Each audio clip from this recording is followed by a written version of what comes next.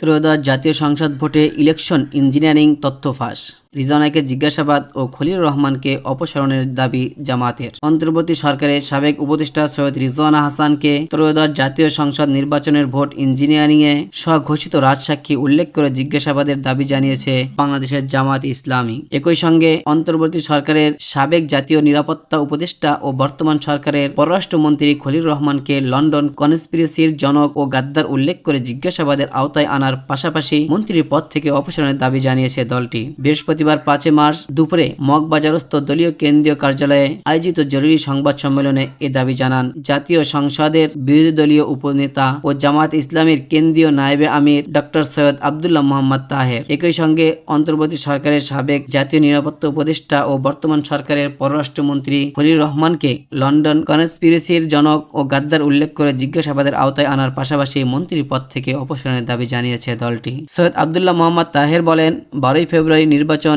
বাহ্যিকভাবে মোটামুটি গ্রহণযোগ্য মনে হলেও সন্ধ্যা থেকে খবর আসতে থাকে নানা জায়গায় কেন্দ্র দখল ও জাল ভোট দেওয়া হয়েছে, আমাদের এজেন্টদের জোর করে বের করে দেওয়া হয়েছে এবং অনেক জায়গায় শুরুতে ঢুকতে দেওয়া হয়নি। প্রিসাইডিং অফিসার ও এজেন্টদের যোগ সাজেশে ব্যালট কাটার ব্যাপারে অনিয়মের খবর আমাদের কাছে এসেছে, যা আমরা আপনাদের জানিয়েছি। প্রায় 53টি আসনে আমরা অফিসিয়ালি অভিযোগ দাখিল করেছি এবং সেই ভিত্তিতে আইনি লড়াই অব্যাহত রাখব। তাহের বলেন, গতকাল আমরা একজন রাজসাক্ষী পেয়েছি। সেই রাজসাক্ষী হচ্ছেন সাবেক উপদেষ্টা অ্যাডভোকেট রিজওয়ানা হাসান। তিনি একজন সাংবাদিকের কাছে প্রকাশ করেছেন যে যারা তার ভাষায় নারীদের উপযুক্ত অধিকার নিশ্চিত করতে পারেনি তারা বিরোধী দলে থাকলেও তাদের মূলধারা বা প্রধান শক্তি হিসেবে আসতে দেওয়া হয়নি। সংসদীয় বিরোধীয় উপনেতা বলেন, এতে বোঝা যায় আমরা যে ইলেকশন ইঞ্জিনিয়ারিং এর কথা বলে আসতেছিলাম তিনি নিজেই তা স্বীকার করে রাজসাক্ষী হয়েছেন। আমরা এখন তার কাছে, তৎকালীন সরকারের কাছে এবং বর্তমান সরকারের কাছে জানতে চাই কাদের যোগ সাজেশে এবং কি ধরনের ইঞ্জিনিয়ারিং এর মাধ্যমে জামাতে ইসলামীকে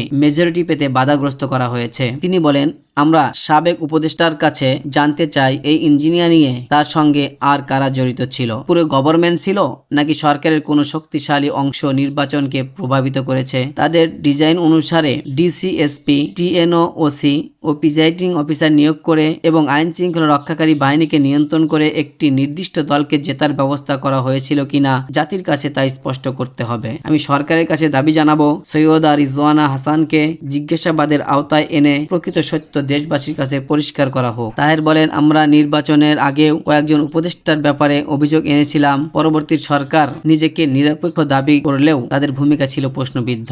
নীতিগতভাবে কথা ছিল যে উপদেষ্টারা পরবর্তী কোনো দলীয় সরকারের অংশগ্রহণ করবেন না, অথচ সাবেক প্রতিরক্ষা উপদেষ্টা খলিলুর রহমান প্রথম দিনেই পররাষ্ট্র মন্ত্রী হিসেবে শপথ নিয়েছেন, যা তার আগের শপথের পরিপন্থী। এটা স্পষ্ট যে খলিলুর রহমান ছিলেন লন্ডন কনস্পিরেসির প্রধান। সেখান থেকে তিনি ষড়যন্ত্র করে বর্তমান সরকারকে সুবিধা দেওয়ার জন্য কাজ করেছেন এবং পুরস্কার হিসেবে পররাষ্ট্রমন্ত্রী পদ পেয়েছেন। বিস্ময় প্রকাশ করে তাহের বলেন, আমি বিএনপির ব্যাপারেও বিস্মিত। বিএনপির কি এতই জনবল সংকট যে একজন বিতর্কিত ব্যক্তিকে মন্ত্রী করতে হলো, যার বিরুদ্ধে বিএনপির সালাউদ্দিন আহমদ নিজেই বক্তব্য দিয়েছেন এবং তাকে সরকার থেকে বের করে দেওয়ার দাবি জানিয়েছেন। সেই খলিলুর রহমান নিশ্চয় বিএনপির সঙ্গে গোপনে কোনো চুক্তিতে গিয়েছিলেন যে তিনি পরবর্তী সরকার থেকে বিএনপিকে নির্বাচনে সহায়তা করবে। তিনি অন্তর্বর্তী সরকারে থেকে বিএনপিকে নির্বাচনে সহায়তা করবেন এবং বিনিময়ে তাকে মন্ত্রী বানানো হবে। জামাত নেতা তাহের বলেন, সরকারের উচিত খলিলুর রহমানকেও জিজ্ঞাসাবাদ করা। রিজওয়ানা সহ অন্যরা কি ধরনের ষড়যন্ত্র করে জাতিকে একটি সুষ্ঠু নির্বাচন থেকে বঞ্চিত করেছেন তা বের করতে হবে। গত 56 বছর